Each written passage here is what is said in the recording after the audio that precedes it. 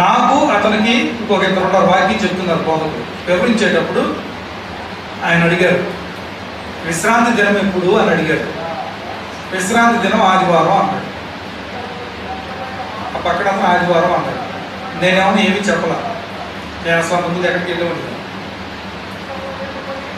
అతను ఆదివారం అనేసరికి అతను మార్క్స్ వార్త తీసి చూపించాడు.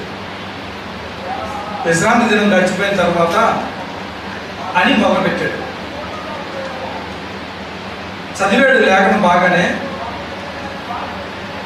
విశ్రాంతి దినం గడిచిపోయిన తర్వాత ఆదివారం పెద్దల కడ లేచి అని వాక్యం వచ్చింది.